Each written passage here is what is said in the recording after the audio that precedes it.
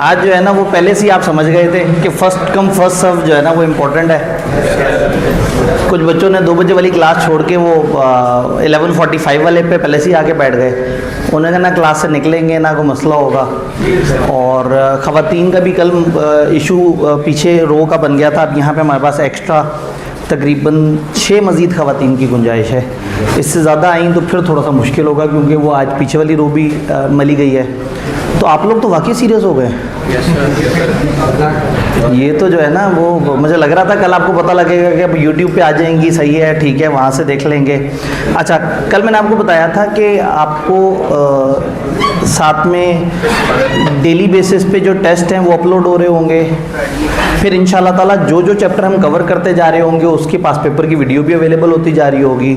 तो मैंने आपको बताया था कि ग्रुप हमने बनाया हुआ है, आप में से अक्सर लोगों ने ज्वाइन भी किया हुआ है। तो ये उसका QR कोड है। आजकल आपके पास बड़े अच्छे अच्छे कैमरे होते हैं, बड़े अच्छे अच्छे इंटरनेट वाले मोबाइल होते हैं। तो अगर आप इसकी पिक लेते हुए इसे फोकस करेंगे तो अगर आपका मोबाइल थोड़ा सा ज़्यादा समझदार है तो वो आपको बता देगा कि ये एक लिंक है, आप उस पर क्लिक करेंगे तो आप उस ग्रुप में पहुंच जाएंगे। तो जो आप में से नहीं है वो यहाँ जा सकते हैं। मैंने रात तक देखा था 650 के करीब स्टूडेंट्स इस ग्रुप में थे। इसका मतलब है कि आप में से अक्सर ने इसे ज्वाइन किया हुआ होगा। फिर भी इस ग्रुप का फ़ायदा ये है कि जो हमारी बहुत सारी चीज़ें यहाँ पे साथ साथ मैं आपको बता रहा हूँ कि वहाँ जा रही हैं, वो ये ग्रुप होगा। इस ग्रुप में हम डेली का टेस्ट अपलोड कर देंगे, अगले दिन उसका सोल्यूशन अपलोड कर देंगे इंशाल्लाह। डेली जो लेक्चर हो रहा है उसका यूट्यूब का लिंक वहाँ पे डाल देंगे, और पास पेपर्स जो चैप्टर ख़त्म होते जा रहे होंगे उसकी पास पेपर की वीडियो भी वहाँ पे डालते रहेंगे। वहाँ एक गूगल ड्राइव का लिंक डाला हुआ होगा, उसकी हम डिस्क्रिप्शन में पक्का करके डाल देंगे। उस गूगल ड्राइव का मतलब एक फ़ोल्डर, जिस फोल्डर में आपका सारा मटेरियल पड़ा हुआ है। हो सकता है आप डे 7 पे डे 3 को सर्च कर रहे हो और बहुत पीछे जाना पड़ रहा हो। हमने इन ग्रुप्स को एडमिन ऑनली रखा है ताकि जो है ना इसमें डिस्टर्बेंस कम हो और सिर्फ हमारी तरफ से डाटा हो। तो एट एनी गिवन टाइम आप उस ग्रुप के मीडिया में जाएंगे तो आपको सारी इन्फॉर्मेशन मिल जाएगी। आप लोग क्योंकि जदीद बच्चे हैं, हम ज़रा पुराने दौर के टीचर्स हैं, तो आपको आपके जदीद तरीके से जो है वो चीज़ें प्रोवाइड करने की कोशिश कर रहे हैं। अब मेरे ख्याल में पढ़ाई कर लेते हैं। मैं लेक्चर एंड पे इसको एक दफ़ा फिर से डिस्प्ले कर दूंगा ताकि अगर आप में से कोई इसको उस टाइम पे स्नैप लेना चाहे। लें जी, आज हमारी फाइनली पढ़ाई शुरू हो चुकी हुई है। कॉन्ट्रैक्ट टैग को स्टार्ट करने लगे हैं। कॉन्ट्रैक्ट टैग मैंने आपको बताया था कि 50-55% ऑफ आपका सिलेबस है। आईकेप ने जो सिलेबस आउटलाइन बनाई है उसके मुताबिक 50 to 55%, और interestingly speaking on average 55% he paper contract tag से आ रहा है। तो कॉन्ट्रैक्ट टैग की जो बेस है that is offer. Contract tag की बेस में हम देखते हैं कि कॉन्ट्रैक्ट कैसे कहते हैं, ऑफ़र कैसे कहते हैं, एग्रीमेंट कैसे कहते हैं, और सारी चीज़ें। लो जी, वो फोल्डिंग्स लगना शुरू हो गई। बस में नहीं होता, जब वो कुर्सियाँ भर जाती हैं तो वो सीट्स के साथ वाली जगह होती है, उसको ऐसे करके ओपन करते हैं तो वहाँ एक और गुंजाइश निकल आती है।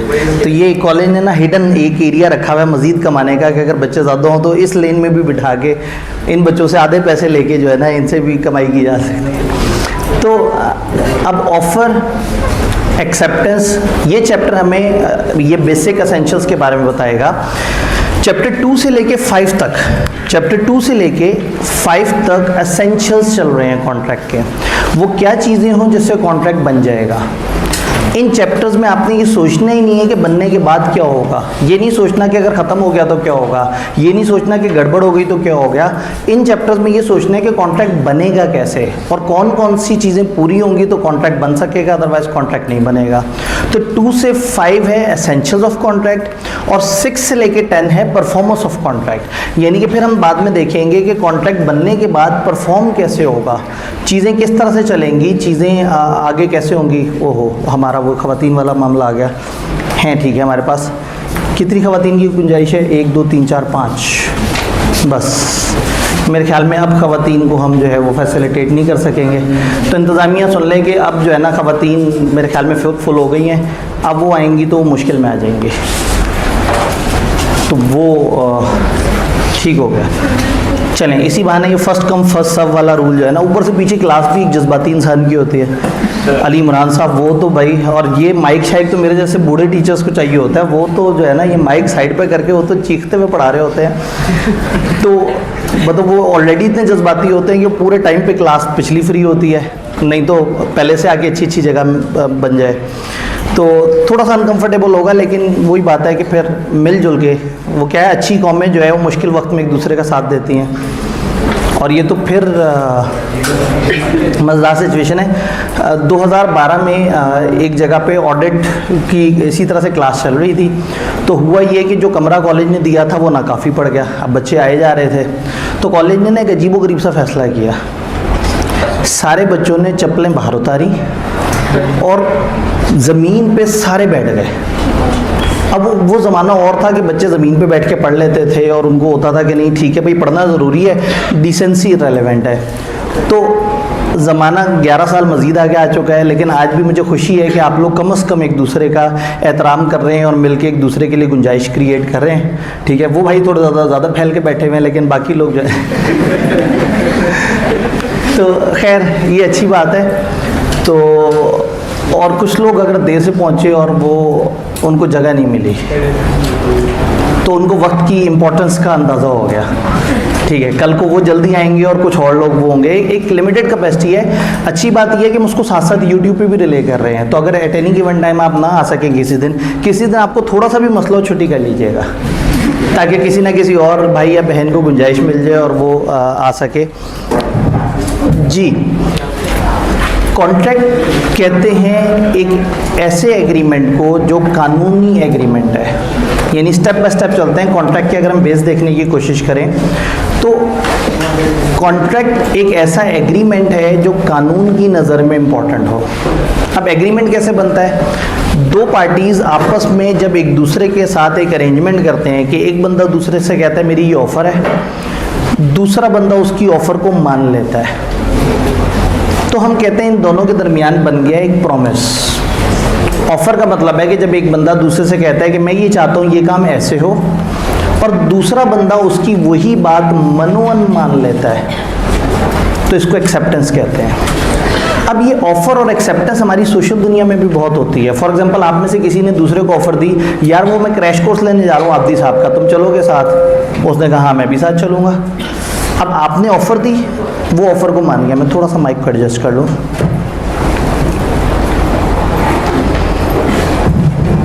जी, अभी आवाज़ बेहतर है? ठीक है, आवाज़ पहले भी बेहतर थी। तो जब एक बंदा दूसरे को ऑफ़र देता है, एक बच्चे ने दूसरे से कहा भाई मेरे साथ चलो, मैं क्रैश कोर्स लेने जा रहा हूँ, तुम भी साथ चलते हो, ये ऑफ़र है। और दूसरे ने कहा ओके मैं चलता हूँ, ये एक्सेप्टेंस है। जब एक ऑफ़र और एक्सेप्टेंस आपस में इकट्ठे होते हैं तो ये वादा बन जाता है, प्रॉमिस बन जाता है। बट अगेन ये कमर्शियल वादा नहीं है, ये कारोबारी वादा नहीं है, ये समाजी वादा है, ये एक सोशल वादा है कि एक बंदा ऑफ़र कर रहा है, दूसरे ने एक्सेप्ट कर लिया। जब तक इसमें कोई कमर्शियल चीज़ ऐड नहीं होगी, इसको मैं कारोबारी ज़बान में एग्रीमेंट नहीं कह सकूँगा। मैं कहूँगा ये दो बंदों के दरमियान प्रॉमिस हुआ है। याद रहेगी बात। MCQ पॉइंट ऑफ व्यू से बड़ा इंपॉर्टेंट है कि अगर वो आपको एक ऐसी सिचुएशन बताएं जिसमें आपको कोई कमर्शियल एलिमेंट नज़र नहीं आ रहा, तो आप कहेंगे भाई A और B के दरमियान जो हुआ है उसे प्रॉमिस कहेंगे। तो ऑफ़र और एक्सेप्टेंस जब मिल जाते हैं तो इसको कहते हैं प्रॉमिस। और अभी तक जो है ना वो कानूनी इसमें पेचीदगी ऐड नहीं हुई। फिर अगर ऑफ़र देने वाला एक्सेप्टेंस करने वाले को कोई कमर्शियल चीज़ की ऑफ़र दे रहा है, A ने B से कहा कि भाई अगर आप मुझे 500 रुपये दें तो मैं आपको फ़लाना चीज़ बेचूंगा। अब इनके दरमियान एक कमर्शियल मामला है, यानी एक ऐसा प्रॉमिस है जिसमें कोई कमर्शियल चीज़ ऐड हो गई है। कमर्शियल चीज़ को कानून की ज़बान में कहते हैं कंसिडरेशन। तो अगर एक ऐसा एग्रीमेंट है जिसमें कंसिडरेशन ऐड हो गई, एक ऐसा प्रॉमिस है, एक ऑफ़र है, एक्सेप्टेंस है, इनमें अगर कमर्शियल वजह ऐड हो गई तो ये कहलाएगा एग्रीमेंट। तो अगर A B से कहे कि आओ घूमने चलते हैं और B मान जाए, ये सादा प्रॉमिस है। A B से कहता है आओ मिलके कंबाइंड स्टडी करें, B मान जाता है, ये सादा प्रॉमिस है। A B से कहता है मैं तुम्हें कुर्सी बेचूंगा, तुम 2000 रुपये दोगे, B मान जाता है। अब ये एग्रीमेंट है। प्रॉमिस और एग्रीमेंट का फ़र्क समझ आ रहा है? प्रॉमिस में अगर कोई कमर्शियल वजह ऐड हो गई तो वो एग्रीमेंट है। कमर्शियल वजह को कानूनी ज़बान में कंसिडरेशन कहते हैं। डन। कहानी इससे आगे जाती है। दो बंदों ने एग्रीमेंट किया, लेकिन एक बंदा दूसरे के पैसे लेके भाग गया। तो जिसके पैसे लेके भागा था वो रोता हुआ गया अदालत के पास और अदालत से कहा कि जी वो बंदा मेरे पैसे लेके भाग गया है। तो अदालत आपको पूछेगी बताओ तुम्हारे पास क्या सबूत है कि तुम्हारा एग्रीमेंट हुआ था। उसने कहा जी सबूत तो कोई नहीं है मेरे पास। अदालत पूछेगी कोई गवाह है, उसने कहा नहीं जी गवाह नहीं है। अदालत कहेगी कहीं लिख के साइन शाइन किए थे, उसने कहा ये भी नहीं हुआ था। तो अदालत कहेगी जाओ तुम लोगों ने जो किया वो एग्रीमेंट था, मैं कॉन्ट्रैक्ट पे पकड़ता हूँ। तो बंदा घबरा के पूछेगा कि किबला ये एग्रीमेंट और कॉन्ट्रैक्ट में क्या फ़र्क है? तो फिर अदालत उसे बताएगी कि वो एग्रीमेंट जो एनफोर्सेबल बाय लॉ हो वो कॉन्ट्रैक्ट कहलाता है। नंबर 1 एग्रीमेंट भी ठीक होना चाहिए, उसमें कोई गैरकानूनी चीज़ नहीं होनी चाहिए। नंबर 2 उसमें कुछ ऐसे फ्लेवर ऐड कर दें कि वो एनफोर्सेबल हो जाए। ज़बानी कॉन्ट्रैक्ट में ये जो गवाही होती है इससे वो एनफोर्सेबल हो जाता है। लिखे हुए कॉन्ट्रैक्ट में लिखना, साइन करना, गवाहों के साइन होना, इनसे वो एनफोर्सेबल हो जाता है। पाकिस्तान में कई दफ़ा आप क्या करते हैं, आप स्टैम्प पेपर के ऊपर साइन कर रहे होते हैं। तो कई तरीके हैं जिससे एक एग्रीमेंट को कानूनी शक्ल दी जा सकती है। तो जब तक आपने एक एग्रीमेंट को कानूनी शक्ल नहीं दी वो एग्रीमेंट रहेगा, कॉन्ट्रैक्ट नहीं बनेगा। कॉन्ट्रैक्ट कहते हैं एक ऐसे एग्रीमेंट का जो एनफोर्सेबल बाय लॉ है। हो सकता है एमसीक्यू में सवाल आया कि जी बताओ ये कॉन्ट्रैक्ट है या नहीं है। तो नंबर 1 आपने देखना है क्या एग्रीमेंट इलीगल तो नहीं। अगर एग्रीमेंट ठीक है तो फिर अगला सवाल ये होगा कि क्या वो एग्रीमेंट में कुछ ऐसा ऐड किया है कि वो एनफोर्सेबल बाय लॉ हो। तो थोड़ा सा किताब से मदद लेने की कोशिश करते हैं। ऑफ़र, एक्सेप्टेंस और रेवोकेशन के ऊपर हम बात स्टार्ट की है। थोड़ा सा ब्लर है लेकिन अगेन मतलब इस डायग्राम का वो नहीं है। ए एक शख्स है जो ऑफ़र कर रहा है बी को। ऑफ़र इसको पेशकश भी कहते हैं, प्रपोज़ल भी कहते हैं। जब उसने बी को ऑफ़र की तो जिसको ऑफ़र की जा रही है वो बी है, यानी वो ऑफरी है, वो ऑफरर है, ये ऑफरी है, इसको ऑफ़र की गई है। इसने जवाब में एक्सेप्टेंस देनी है, इसने ओके करना है। तो ये एक्सेप्टेंस देगा और उस बंदे को एक्सेप्टेंस दी जाएगी। तो ऑफ़र वो जो ऑफ़र कर रहा है, ऑफरी वो जिसको ऑफ़र की जा रही है।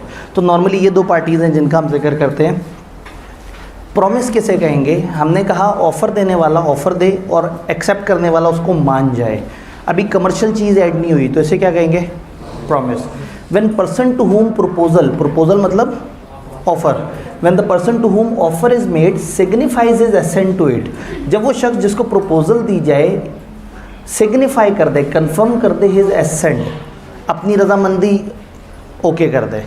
जब जिस बंदे को ऑफ़र दी जाए वो अपनी रजामंदी जाहिर कर दे, the proposal is said to be, proposal माना जाएगा कि वो एक्सेप्ट हो गया। Proposal when accepted becomes a promise. तो जब एक ऑफ़र है और ऑफ़र को दूसरे बंदे ने मनोन मान लिया है, एज इट इज़ मान लिया है, तो वो एक्सेप्टेंस बन जाएगा। ऑफ़र प्लस एक्सेप्टेंस क्या कहलाएगा? प्रॉमिस। अभी तक कोई कमर्शियल चीज़ ऐड नहीं हुई और अभी तक लीगल बाइंडिंग ऐड नहीं हुई। अभी तक ये एक वादा है, खाली वादा है। Person making the proposal, offer देने वाले को कहेंगे ऑफरर या प्रोमिसर या प्रपोजर भी बोल सकते हैं। और जो पर्सन एक्सेप्ट कर रहा है उसको ऑफरी भी बोल सकते हैं, प्रोमिस भी बोल सकते हैं, प्रपोजी भी बोल सकते हैं। तो ये पहले प्रॉमिस से रिलेटेड। अब एग्रीमेंट क्या है? इस प्रॉमिस में कमर्शियल वजह ऐड हो जाएगी। थोड़ी देर पहले हमने बात की थी, थोड़ा सा मज़ीद और लेस कर लेते हैं। थोड़ी देर पहले हमने बात की थी कि अगर प्रॉमिस में कोई कमर्शियल वजह ऐड हो जाए तो बन जाता है agreement. Every promise and every set of promises, कोई भी प्रॉमिस या set of promise, sometimes set of promise होते हैं। ए कहता है मैं आपको कुर्सी बेचूंगा, बी कहता है मैं आपको पैसे दूंगा।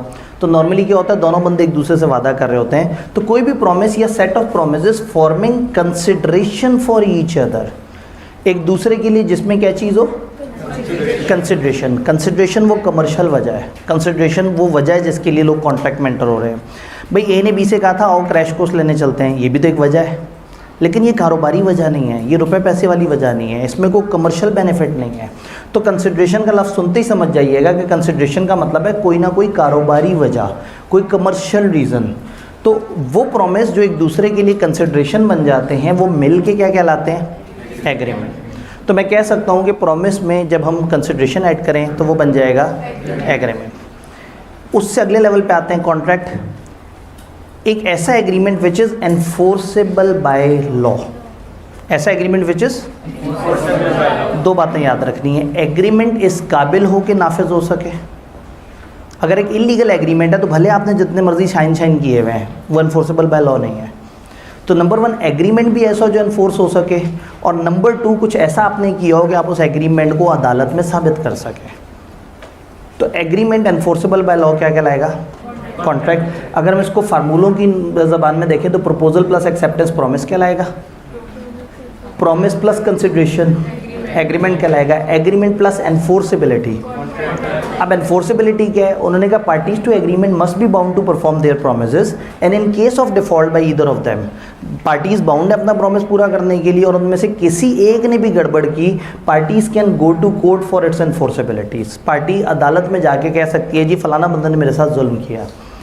तो एनफोर्सेबिलिटी का मतलब है कि जब एक कॉन्ट्रैक्ट को अदालत में जाके साबित किया जा सके और जब आप अदालत में उसको कह सकें कि भाई मुझे मेरा हक दिलाया जाए, तो वहाँ हम कहते हैं कि कॉन्ट्रैक्ट हो गया है एनफोर्सेबल। ऑल्दो क्रैश कोर्स में टाइम कम होता है, सवाल जवाब का ऑप्शन नहीं होता, लेकिन फिर भी अगर मौका मिले तो मैं बीच में कुछ कट ऑफ टाइम पे रुक के आपको ऑप्शन दूंगा। क्या यहाँ तक offer, acceptance, consideration, promise, agreement, contract, ये सारे अल्फाज क्लियर हैं? पक्की बात है? ठीक है, एक स्टेप आगे चलते हैं। ये जो प्रॉमिस है या ऑफ़र है या एक्सेप्टेंस है या एग्रीमेंट है या कॉन्ट्रैक्ट है, ये एक्सप्रेस भी हो सकते हैं और इम्प्लाइड भी हो सकते हैं। एक्सप्रेस का मतलब होता है जो अल्फाज से ज़ाहिर हो, और इम्प्लाइड का मतलब होता है जो अल्फाज से ज़ाहिर ना हो लेकिन एक्शन से, हालात से लग रहा हो। तो फॉर एग्ज़ाम्पल एक बंदा बार बार जो है वो कहता हो कि बस मेरे मालिक का बड़ा शुक्र है और मैं तो हर वक्त जो है सोचता हूँ कि उसी की तस्बीह करता रहूँ, और एक बंदा हो जो ऐसा बोलता ना हो लेकिन दिल ही दिल में वो अल्लाह का बड़ा मशकूर रहता हो और वो हमेशा बड़ा हम्बल आदमी हो, तो हम कहेंगे फ़लाना बंदा अपने अकीदे को बड़ा एक्सप्रेसली पोर्ट्रे करता है और फलाना बंदा इम्प्लाइडली बड़े अच्छे अकीदे पे कायम है। इम्प्लाइड का मतलब है एक ऐसी चीज़ जो छुपी हुई है, एक ऐसी चीज़ जो अल्फाज से सामने नज़र नहीं आ रही लेकिन आपको हालात से महसूस हो रहा है। एक बंदे ने दुकान पे लिख के लगाया वो हो नाप तोल में कमी बेशी करने वाला काफिर है, और असल में नाप तोल में कमी बेशी कर रहा हो। एक ने लिख के नहीं लगाया हुआ लेकिन हमेशा नाप तोल बड़े ध्यान से करता है। तो एक एक्सप्रेसली बात कर रहा है और एक इम्प्लाइडली बात कर रहा है। एक्सप्रेस का मतलब होता है आपके अल्फाज में नज़र आए, तो वो कॉन्ट्रैक्ट जो बोल के हों या लिख के हों, लिख के या बोल के, वो ऑफ़र जो लिख के या बोल के हो, वो एक्सेप्टेंस जो लिख के या बोल के हो, वो कहलाएगी एक्सप्रेस। और वो ऑफ़र या वो एक्सेप्टेंस जो एक्शन से की जाए, जिसमें बोला लिखा कुछ नहीं गया, वो कहलाएगी इम्प्लाइड ऑफ़र, इम्प्लाइड एक्सेप्टेंस। एक टिपिकल एग्जांपल ये होती है कि जब आप एक जगह पे एक स्टॉप पे खड़े होते हैं जहाँ एक बस ने आना है और उस बस के चंद स्टॉप फिक्स हैं, आप बस स्टॉप पे खड़े हुए हैं, एक बस आपके पास आके रुकी है, उसने आपको कुछ बोला नहीं है, उसने लिख के आपको कुछ नहीं दिया, वो आपके पास आके रुकी, आप चलते चलते उसके अंदर चले गए। थोड़ी देर बाद टिकट चेक कर आया, उसने कहा पैसे, आपने कहा भाई किस बात के पैसे, तुम लोगों ने बस रोकी, मैं एवं बस में चल पड़ा। उन्होंने कहा भाई उस जगह जहाँ तुम खड़े थे बस रोकने का एक मतलब होता है, हमने बोला नहीं, हमने लिखा नहीं, लेकिन बस स्टॉप पे बस आके रुकती ही एक वजह से है कि अगर किसी सवारी ने जाना है तो वो आ जाए और सवारी जाती पैसे दे के। और तुम्हारी ये जो हरकत थी कि तुम चलते चलते बस के अंदर आ गए, ये इम्प्लाइड एक्सेप्टेंस थी। तो इम्प्लाइड ऑफ़र है जो एक्शन से होती है, इम्प्लाइड एक्सेप्टेंस जो एक्शन से होती है। तो अगर बोल के या लिख के हो तो उसको हम कहते हैं एक्सप्रेस है, और अगर अदरवाइज़ हो यानी कि एक्शन से हो तो फिर हम उसको कहते हैं वो इम्प्लाइड है। तो ये दो बातें नॉर्मली डिस्कस की जाती हैं। इसके बाद फिर हम आते हैं ऑफ़र पे। ये चैप्टर हमें 2 एसेंशियल्स बता रहा है कॉन्ट्रैक्ट एक्ट के। कॉन्ट्रैक्ट एक्ट के वैसे तो 10-11 एसेंशियल्स हैं, बट हमारे सिलेबस ने 7 एसेंशियल्स पे बात की है। 2 चैप्टर 2 में हैं, 3 चैप्टर 3 में हैं और 2 चैप्टर 4 में हैं। 7 एसेंशियल एलिमेंट्स हैं जो अगर पूरे होंगे तो हमारा कॉन्ट्रैक्ट कंप्लीट हो जाएगा। फिर चैप्टर 5 एक ख़ास किस्म का अलग सा स्पेशल सा चैप्टर है जिसका एसेंशियल से ताल्लुक़ नहीं है, लेकिन कलेक्टिवली हम उसको एसेंशियल्स में क्लासीफाई कर देते हैं। पहला एसेंशियल है ऑफ़र। ऑफ़र का मतलब है जब एक बंदे ने दूसरे से कहा कि ये काम इस तरह से। अब कानून हर चीज़ को बड़े ध्यान से डिफ़ाइन करता है। ऑफ़र एक पेशकश को कहते हैं जब एक बंदे ने दूसरे को कोई बात कही, इस इरादे से कही कि दूसरा बंदा उसकी बात को मनोवन मान ले, तो ये कहना ऑफ़र है। दोबारा सुन लें, जब एक बंदे ने दूसरे को इस नीयत से एक बात की कि उसने कहा मैं फ़लाना चीज़ पे राज़ी हूँ, क्या तुम भी इस चीज़ पे राज़ी हो। जब ए ने बी से कहा भाई मैं आपको एक कुर्सी बेचना चाहता हूँ 2000 रुपये की, तो क्या आप भी राज़ी हैं 2000 रुपये दे के कुर्सी ख़रीदने पे। तो ये हरकत ऑफ़र कहलाएगी। और जब दूसरा बंदा एज़ इट इज़ इसकी बात को मान लेगा तो एक्सेप्टेंस की डेफिनेशन आसान है कि जब ऑफ़र को मान लिया जाए तो एक्सेप्टेंस। लेकिन एक्सेप्टेंस में हमें बड़े ध्यान से अल्फाज डिफ़ाइन करने होंगे। बिज़नेस लॉ में अगर एक स्टूडेंट को अच्छा लिखना आता है, ख़ुद से लिखना आता है, तो उसको कुछ क्रैम करने की ज़रूरत नहीं है, लेकिन एक चीज़ ऐसी है जो क्रैम करनी पड़ेगी, डेफिनेशन लीगल जार्गन्स होते हैं और ICAP एक्सपेक्ट करता है कि लीगल जार्गन्स आपको उसी अल्फाज में पता हो जो उन्होंने बताए हैं। बाकी तमाम जगह पे आप लीगल जार्गन्स को इग्नोर कर सकते हैं। अगर मेरी किताब में एक जुमला लिखा हुआ है किसी तरीके से और आप उसको ज़्यादा आसान इंग्लिश में लिख लेते हैं, इट्स ऑल ओके। ICAP की किताब की लैंग्वेज फ़र्क होगी, मेरी लैंग्वेज फ़र्क होगी, किसी और टीचर की किताब में लैंग्वेज फ़र्क होगी, लेकिन डेफिनेशन में ज़्यादातर लोग एहतियात करेंगे। तो डेफिनेशन जब आए तो मजबूरी है उसको क्रैम करना, बाकी जगह आप अपने अल्फाज में लिख सकते हैं। और वो स्टूडेंट जिसको अपनी इंग्लिश पे ज़्यादा भरोसा नहीं है, वो फिर बेहतर है कि वो फिर किताब की इंग्लिश को याद कर ले, ताकि पेपर जाके बजाय इसके कि नया तजर्बा करे। अगर FSC तक आपकी इंग्लिश इंप्रूव नहीं हुई तो इस वक्त इस पेपर में हमारा मकसद इंग्लिश इंप्रूव करना नहीं है। तो ऐसा ना हो कि आप अपनी इंग्लिश इंप्रूव करने के चक्कर में ICAP में तजर्बे कर रहे हो कि इसके साथ एम आता है या नहीं आता, तो वो फिर आप परेशान हो जाएंगे। तो जिनकी इंग्लिश अभी बहुत अच्छी नहीं है, छुट्टियां जब हों पेपर देने के बाद आप ज़रूर अपनी इंग्लिश इंप्रूव करने की कोशिश करें, लेकिन इस वक्त फिर उन लोगों के लिए सजेस्टेड है कि वो किताब के अल्फाज याद कर लें। और जिनकी इंग्लिश अच्छी है उनके लिए कम से कम सजेशन ये है कि जो डेफिनेशन है वो यहाँ के अल्फाज में याद कर लें, बाकी चीज़ें आप अपने अल्फाज में याद कर सकते हैं। तो ऑफ़र एक ऐसी चीज़ है जब एक बंदा दूसरे को इस इरादे से कुछ कहता है कि दूसरा बंदा उसकी बात को मनोवन मान ले, ओके कर दे, तो इस बात को, इस एक्शन को, इन अल्फाज को क्या कहेंगे? ऑफ़र। When one person, जब एक बंदा सिग्निफाई टू अनदर, दूसरे को कंफर्म करता है, क्या कंफर्म करता है? हिज विलिंगनेस, कि मैं तैयार हूँ, मैं तुम्हें कुर्सी देना चाह रहा हूँ।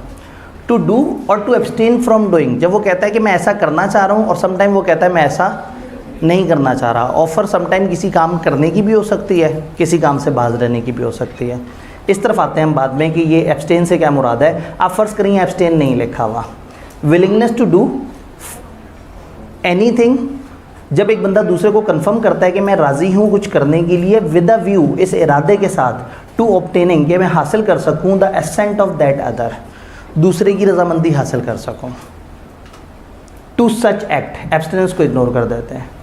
ही is set to make a proposal, जब एक बंदा दूसरे को कंफर्म कर देता है अपनी रजामंदी कि वो कुछ करना चाहता है इस इरादे से कि दूसरे की रजामंदी उस एक्शन के ऊपर ले ले, तो इसको कहा जाएगा कि इसने जो हरकत की है वो है प्रपोजल। तो इस इरादे से एक बंदा दूसरे को बात करे कि दूसरा बंदा उसकी बात को मान जाए, ये वाली बात जो है वो ऑफ़र कहलाती है। अब ये टू डू और नॉट टू डू समथिंग क्या था? सम टाइम आप किसी को जो पेमेंट करते हैं वो कोई काम करने की करते हैं, और सम टाइम आपकी टोन ये होती है कि आपने ये काम नहीं करना। फॉर एग्ज़ाम्पल, इसमें बेस्ट एग्जांपल होती है नाइट का सिक्योरिटी गार्ड। उसको ख़ास तौर पे कहा जाता है भाई आपको ज़्यादा पैसे मिलेंगे, लेकिन आपने रात में सोना नहीं है।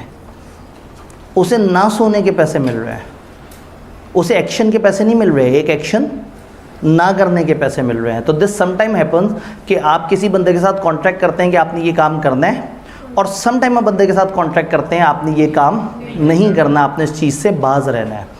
तो कॉन्ट्रैक्ट टू डू समथिंग और टू एब्सटेन, एब्सटेन का मतलब है बाज रहना, ना करना।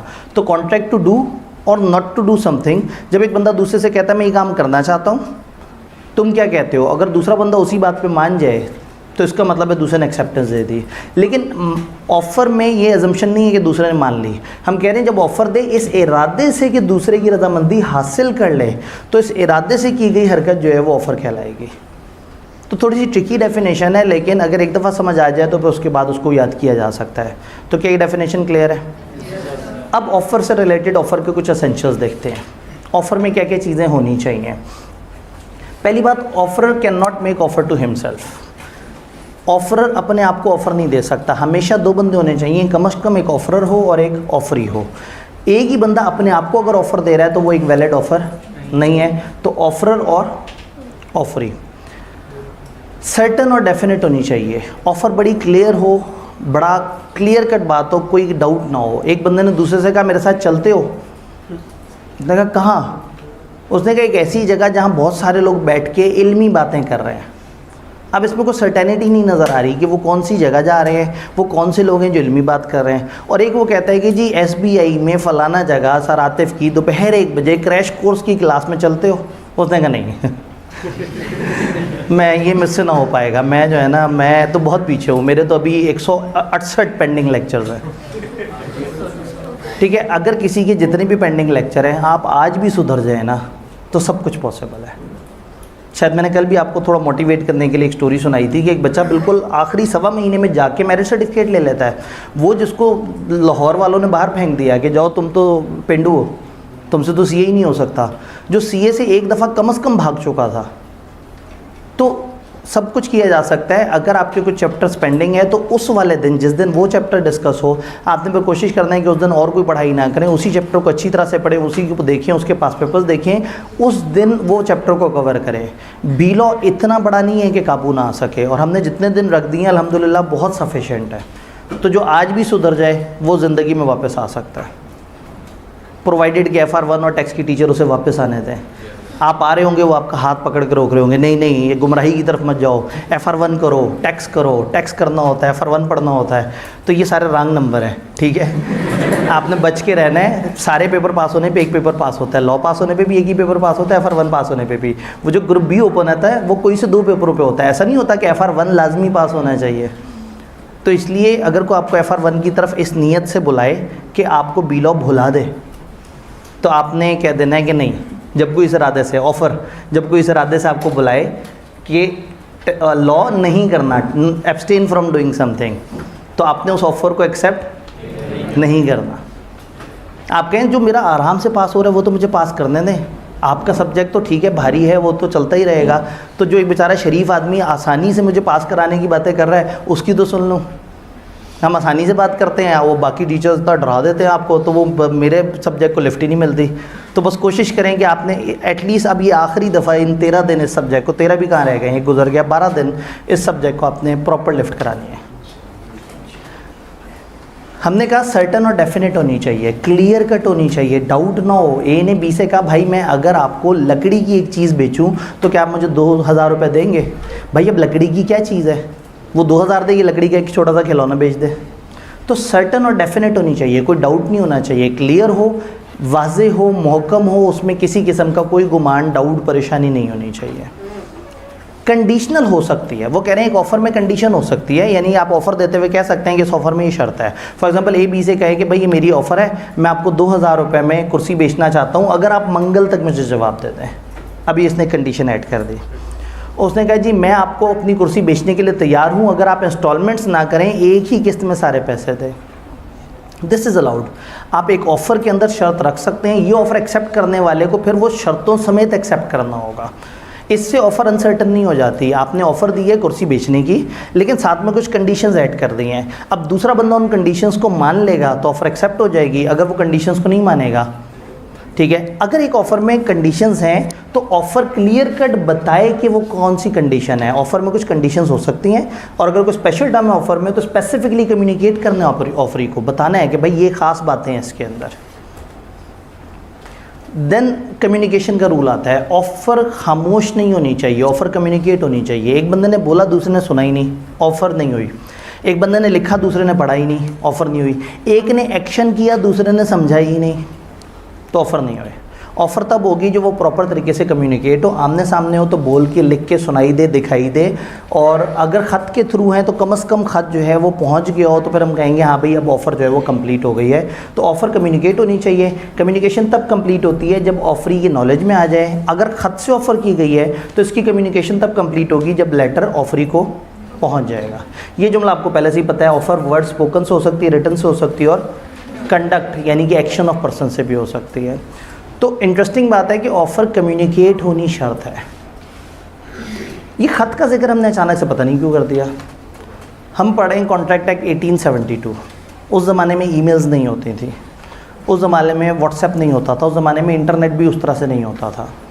तो उस ज़माने में ज़्यादातर जो मोड ऑफ़ कम्युनिकेशन होता था वो ख़त होते थे। तो इसलिए कॉन्ट्रैक्ट एक्ट में अभी भी हमें थोड़ी थोड़ी सी झलकी नज़र आती है कि अगर ये मामला ख़त के थ्रू हो तो क्या रूल होगा।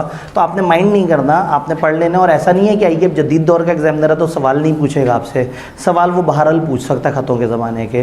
तो चूँकि हम कानून पढ़ रहे हैं तो ये हमें पढ़ना होगा।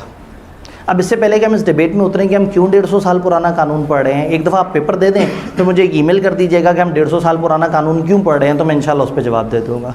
लेकिन इस वक्त फर्स्ट थिंग फर्स्ट, एक चीज़ हमेशा करनी है, जो चीज़ सामने है उसकी टेंशन लेनी है। आज अगर बीलो तैयार करें तो ये टेंशन नहीं लेनी कि मैं अगले सेशन में कौन से पेपर्स उठाऊँ, ठीक है, आपने उसको फोकस करना है। उसको फोकस करते हुए ये नहीं सोचना कि आर्टिकल्स मिल रहे हैं या नहीं मिल रहे, नौकरियां लग रही हैं या नहीं लग रही, कंप्यूटर तो नहीं खा जाएंगे हमें, ठीक है, आर्टिफिशियल इंटेलिजेंस तो नहीं आ जाएगी, और मैं यूट्यूब पे अर्निंग कर सकता हूँ या नहीं कर सकता। ये सारे मसले आप ज़रूर सोचें, लेकिन सितंबर के सेकेंड वीक से लेके सितंबर के लास्ट वीक तक 2 हफ्ते इतने सफिशिएंट होंगे आपके पास, आपसे टाइम ही नहीं गुजरेगा। आपको लत पड़ गई होगी क्लासें लेने की, पढ़ने की, तो आपको दिन बड़ा वीरान वीरान सा लगेगा जब आप किताब के करीब नहीं जाएंगे। जब इतना सारा दिन होगा ना तो सारी चीज़ों पर रिसर्च कीजिएगा, लेकिन जब पढ़ाई हो तो फिर पढ़ाई पर फोकस करना है। तो इस वक्त हमारा मामला ये है कि ऑफ़र कम्युनिकेट होनी चाहिए, और 1872 के रूल्स के मुताबिक अगर ख़त हो तो ख़त जब पहुँचेगा तो वो कम्युनिकेट होगी। यहाँ किताब अचानक से एक बात की तरफ हमारी तवज्जो कराना चाह रही है, which is invitation of N offer. वो कहते हैं समटाइम एक ऑफ़र और इन्विटेशन ऑफ ऑफ़र में लोग कंफ्यूज हो जाते हैं। अब ये समझना बड़ा ज़रूरी है। इस चैप्टर के 2 टेक्निकल पॉइंट्स में से एक टेक्निकल पॉइंट है, दूसरा टेक्निकल पॉइंट एक्सेप्टेंस की कम्युनिकेशन के रूल्स। हम ये कहते हैं कि offer should be offer, offer certain होती है, ऑफ़र डेफिनेट होती है। ऑफ़र ये नहीं होनी चाहिए कि इन्विटेशन टू ऑफ़र हो। इन्विटेशन टू ऑफ़र क्या होता है, आप एक ऐसी सिचुएशन क्रिएट कर लेते हैं जिसमें लोग आके आपको ऑफ़र देते हैं। फॉर एग्ज़ाम्पल, एक बंदा एक फलों की रेडी से जाके बैठा हुआ है, उस पर बड़े खूबसूरत खूबसूरत से आम हैं और लिखा हुआ है बराए फ़रोख्त। अब मज़े की बात है, ये ऑफ़र नहीं है, चूँकि उसने कुछ नहीं बताया कि कितने रुपए किलो के हिसाब से उसने बराए फ़रोख्त है। उसने गुज़रते हुए राहगीरों को अपनी तरफ राग़िब किया है कि वो आएँ और वो बात शुरू करें, हाँ भाई 1 किलो इतने 100 रुपये में दोगे, और ये आगे से कह नहीं जी बहू जी अब तो बड़ा मुश्किल है, अब इतना रेट होगा। कम से कम एक बातचीत शुरू हो।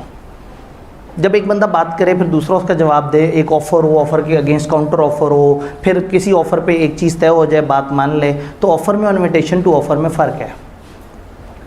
हम बाहर लिख के लगा दें एडमिशंस ओपन, ये इन्विटेशन टू ऑफ़र है। लेकिन अगर लिखा हो admission open in B law batch by sir Atif Abdi, fees 20,000, kindly deposit within next 3 days, otherwise you will not get your reservation, या इस तरह से करके अगर इतना क्लैरिटी से, इतना कंक्रीटनेस से हर चीज़ लिखी हुई है, 7 C's पता है ना, तो कंक्रीटनेस के वर्ड पर परेशान तो नहीं। तो अगर इतनी कंक्रीटनेस हो, इतना उसके अंदर सारी इन्फॉर्मेशन, सारे फैक्ट्स प्रॉपर तरीके से बताए जाएँ, फिर मैं कहूँगा वो ऑफ़र है। तो जब हमने कहा दाखिले खुले हैं आ जाओ, तो अब आप आके पूछेंगे कि मुझे ये चीज़ चाहिए, इतने में बताएं क्या मामला है। तो इन्विटेशन टू ऑफ़र और ऑफ़र में फ़र्क होता है। आप एक दुकान पे गए, वहाँ कपड़े टंगे हुए हैं, और आपने कपड़े को देख के कहना है ये बड़ा अच्छा कपड़ा है, बताएं कितने का है। तो इसका मतलब है वो जो कपड़े उन्होंने टांगे हुए थे, ये हरकत थी उनकी इन्विटेशन टू ऑफ़र। लेकिन अगर कपड़े टांगे हुए हैं, उनके ऊपर प्राइसेस लिखी हुई हैं और लिखा हुआ है फिक्स प्राइसेस, नो बारगेन, तो इसका मतलब है कि उन्होंने कहा ये कपड़ा है और ये 2000 का है, यानी उन्होंने कपड़ा और उसके साथ प्राइस फिक्स कर दी है और कह दिया है कि इसमें कोई नेगोशिएशन नहीं है।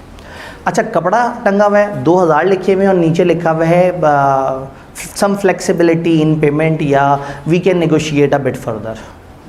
इसका मतलब ये है कि अब वो क्लैरिटी नहीं है, वो एक कंक्रीट ऑफ़र नहीं है। उन्होंने कहा हम तो 2000 कह रहे हैं, लेकिन इसमें बारगेन की ऑप्शन मौजूद है। इसका मतलब है कि जब लिखने वाले ने, बोलने वाले ने ऐसी सिचुएशन क्रिएट की हो कि दूसरा बंदा आए और वो अपनी ऑफ़र दे, तो ये इन्विटेशन टू ऑफ़र है। और जब दूसरे बंदे को इस किस्म की इन्फॉर्मेशन दी जाए जो आपकी तरफ से ऑफ़र हो, आप एक रेस्टोरेंट के पास से गुजर रहे हैं और ऊपर लिखा हुआ है लजीज़ और दिलफरेब खाने दस्तयाब है, ये इन्विटेशन टू ऑफ़र है। आप अंदर जाके पूछेंगे कढ़ाई है, हाँ जी है, कितने रुपए की है, इतने की है। अब आपने बात शुरू की है, अब एक ऑफ़र होगी, एक एक्सेप्टेंस होगा, उसके बाद कॉन्ट्रैक्ट होगा।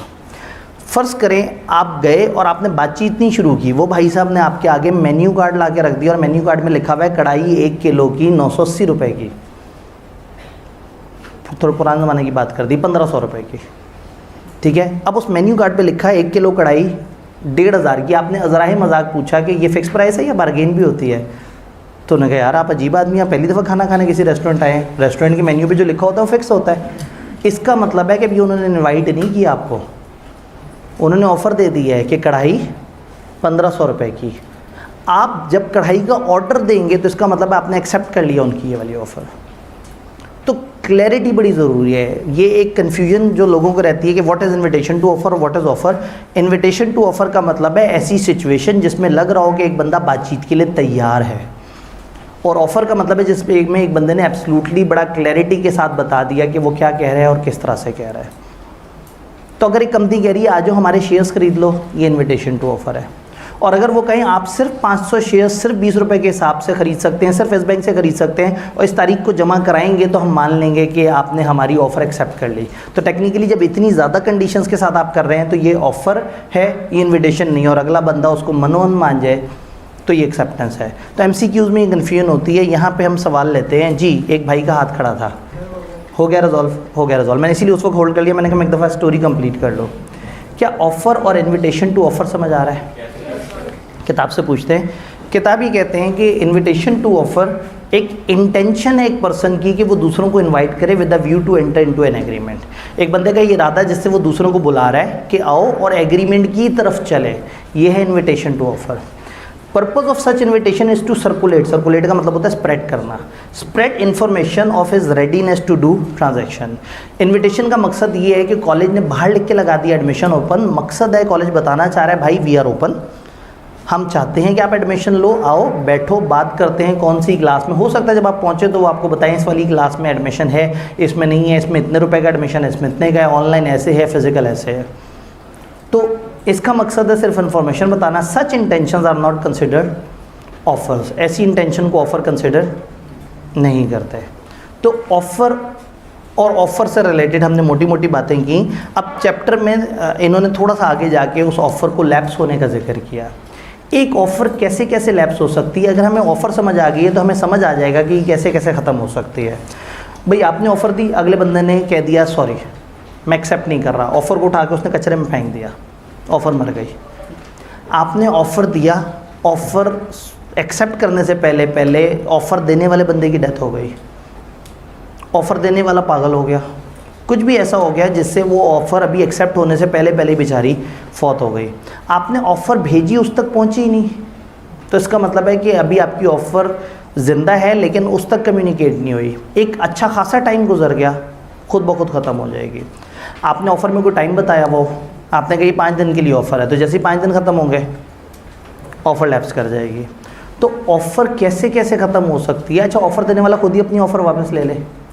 ये सारी हरकतें किस वक्त से पहले पहले तक हो सकती हैं?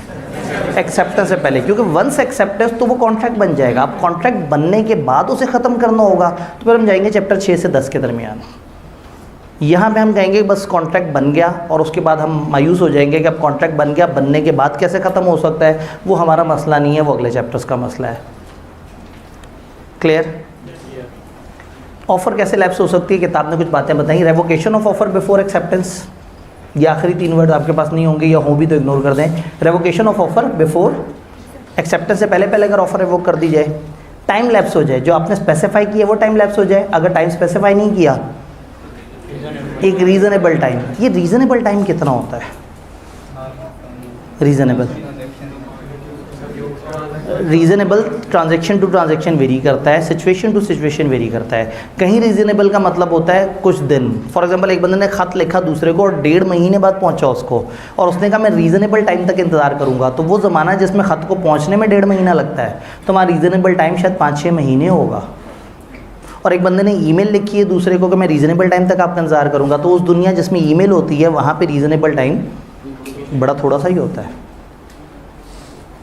हमारे ज़माने का कोई बंदा कहे कि मैं रीज़नेबल टाइम पढ़ता हूँ, वो और होता है। और आपके ज़माने का बच्चा कहे कि मैंने रीज़नेबल टाइम पढ़ा, तो समझ जाएं कि उसने 2.5-3 घंटे लगातार पढ़ लिया होगा, क्योंकि वो मानता है कि वो रीज़नेबल टाइम पढ़ चुका है। खैर कहने का मतलब है पेपरों के करीब आप कहते हैं कि मैं रीज़नेबल टाइम पढ़ रहा हूँ, यानी आप 8-8 घंटे पढ़ रहे होते हैं।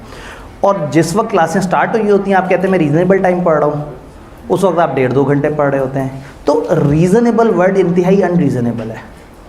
रीज़नेबल का मतलब है सिचुएशन के ऊपर डिपेंडेंट, तो इसका मतलब है कि अगर टाइम स्पेसिफाइड नहीं है ना, फिर अदालत में तय होगा कि ये रीज़नेबल था या नहीं था। क्लियर? देन डेथ या इंसैनिटी हो जाए ऑफरर की। अगर डेथ या इंसैनिटी उसको पहले से पता लग जाए ऑफरी को, तो उसके बाद वो एक्सेप्ट नहीं कर सकता ऑफ़र। हाँ, लेकिन अगर उसने एक्सेप्ट कर ली और बाद में डेथ वगैरह इंसैनिटी हुई है तो फिर उसका रूल यहाँ नहीं है, वो हम चैप्टर 6 से 10 तक देखेंगे कि अगर बाद में डेथ हो जाए तो फिर मामला किस तरह से होगा। कंडीशन जो ऑफ़र में प्रेसिडेंट थी, ऑफ़र के अंदर छुपी हुई जो कंडीशंस थी, अगर वही फुलफिल ना हो, ए ने बी से कहा था तुम फुल पेमेंट करोगे तो तुम्हें कुर्सी बेचूंगा, उसने फुल पेमेंट सही से नहीं की, तो आप कहेंगे भाई मेरी ऑफ़र ख़त्म हो गई, तुमने मेरी शर्तों का तो एहतराम ही नहीं किया। Counter offer is made, offer के बदले ऑफ़र आ जाए। आपने कहा भाई मैं तुम्हें 2000 की कुर्सी बेचना चाहता हूँ, उसने कहा नहीं भाई मैं 1800 की ख़रीदना चाहता हूँ। अब आपकी ऑफ़र को उसने फेंक दिया, उसकी तरफ से नई ऑफ़र आ गई है कि 1800 रुपये में बेचनी है तो बताओ। अब वो बन गए ऑफरी और आप बन गए, वो बन गए ऑफर, आप बन गए ऑफरी। अब आप जवाब देंगे कि आपको 1800 में कुर्सी बेचना कबूल है या नहीं है। ये बात समझ आई? तो काउंटर ऑफर इज मेड, यानी कि ऑफरी आगे से इन रिस्पॉन्स काउंटर ऑफर दे दे, ओरिजिनल ऑफर मर जाएगी। नॉन एक्सेप्टेंस या expressly rejection by offeree, offeree ने एक्सेप्ट नहीं किया या रिजेक्ट कर दिया, इन सारी सिचुएशन से ऑफ़र लैप्स हो जाती है। ऑफ़र एक दफ़ा एक्सेप्ट हो जाए तो कॉन्ट्रैक्ट बनेगा और फिर उसके बाद उसको रिवोक, ऑफ़र रिवोक नहीं हो सकती, फिर कॉन्ट्रैक्ट ख़त्म होगा, वो फिर अलग मसले हैं वो आगे चल के। तो ऑफ़र और ऑफ़र की हमने सारी कहानियाँ देखी जो इस चैप्टर का एक बड़ा पोर्शन है। अब आते हैं थोड़े से दरमियाने लेकिन टेक्निकल पोर्शन की तरफ, एक्सेप्टेंस। एक्सेप्टेंस में भी हर चीज़ मुश्किल नहीं है, मुश्किल से एक दो ऐसे पॉइंट्स हैं जिनके ऊपर ज़रा ज़्यादा बहस है। एक्सेप्टेंस की डेफिनेशन तो बहुत ही आसान है। ऑफ़र था, अगर इस एक बंदे ने इस इरादे से दूसरे को एक बात की कि मैं ऐसा करना या नहीं करना चाहता, ताकि दूसरा बंदा उसकी इस बात को कुछ करने या ना करने वाली बात को मान जाए, काफ़ी मुश्किल में पड़ गए थे। एक्सेप्टेंस की ज़िंदगी आसान है, आपने बात की, उसने मान ली, एक्सेप्टेंस। जब वो शख्स जिसको प्रपोज़ल दिया गया है सिग्निफाई कर दे, ये वर्ड हमने पहले भी देखा था, कन्फर्म कर दे, हिज एसेंट टू इट, अपनी रजामंदी कन्फर्म कर दे, the proposal is said to be, माना जाएगा कि प्रपोज़ल हो गया है एक्सेप्ट। एक स्टेप आगे बढ़ते हैं। एक्सेप्टेंस की क्या एसेंशियल्स हैं? एक्सेप्टेंस एब्सोल्यूट और अनकंडीशनल होनी चाहिए। ए ने बी से कहा भाई मैं आपको 2000 की कुर्सी बेचना चाहता हूँ, क्या आप तैयार हैं? और उसने कहा हाँ तैयार तो हूँ, लेकिन अगर बहुत अच्छा मूड हुआ तो 2000 रुपये दूंगा। तो अच्छा भाई अगर अच्छा मूड नहीं हुआ तो क्या करोगे? फिर मैं 1500 रुपये दूंगा। तो ये कोई अच्छी एक्सेप्टेंस नहीं है। हमने कहा जब जिस बंदे को ऑफ़र दी गई है वो मनोवन उसको मान ले, एज इट इज़ उसको मान ले, तो फिर हम कहते हैं कि ऑफ़र एक्सेप्ट हो गई। तो एक बंदे ने दूसरे को ऑफ़र दी, दूसरे ने बाइनी ही वैसे मान ली, 100% वैसे ही मान ली, तो वो फिर हम कहेंगे ये एब्सोल्यूट एक्सेप्टेंस है। लेकिन अगर मानते हुए अपनी छोटी सी भी शर्त रख दे तो हम कहेंगे अब ये कंडीशनल एक्सेप्टेंस है, हम उसको एक्सेप्टेंस नहीं काउंट करेंगे, काउंटर ऑफर काउंट करेंगे। आपने कहा भाई मैं तुम्हें 2000 की कुर्सी बेचना चाहता हूँ, तुम तैयार हो? उसने कहा तैयार तो हूँ लेकिन 2000 नहीं, 1900 रुपये में। कंडीशन ऐड कर दी, टेक्निकली अब काउंटर ऑफर आ गई, अब वो ऑफरर बन गया है, मैं ऑफरी हूँ, मैं चाहूँ तो 1900 मानूँ, चाहूँ तो ना मानूँ। तो ऑफ़र जो है वो एक्सेप्ट करते वक्त एक्सेप्टेंस वाला बंदा 100% यकीन के साथ जो बात है एज इट इज़ मानेगा तो एक्सेप्टेंस होगी। अगर वो शर्त ऐड कर दे, कोई कंडीशन लगा दे, किसी जगह डाउट का इजहार करे, तो फिर वो ऑफ़र नहीं है। अगर कोई कंडीशन इम्पोज कर दी एक्सेप्टेंस पे तो वो क्या कहलाएगी? वो काउंटर ऑफर बन जाएगी। अच्छा जी, फिर एक्सेप्टेंस रीजनेबल मोड में होनी चाहिए। एक्सेप्टेंस का समटाइम ना मोड बताया जाता है। एक बंदे ने दूसरे को ख़त लिखा और ख़त लिख के उसको कहा भाई मैं ख़त में ऑफ़र दे रहा हूँ, मुझे ख़त में ही जवाब चाहिए। तो उसने मोड बता दिया है कि मुझे जवाब कैसे चाहिए? ख़त के थ्रू चाहिए।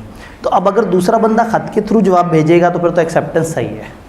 अगर वो ख़त से जवाब ना भेजे, वो फ़ोन करके जवाब दे दे, तो एक्सेप्टेंस तो हो गई है लेकिन वो जो मोड उसने बताया था वो फॉलो नहीं हुआ। यहाँ लॉ इतना सख्त नहीं है जितना उस पर था।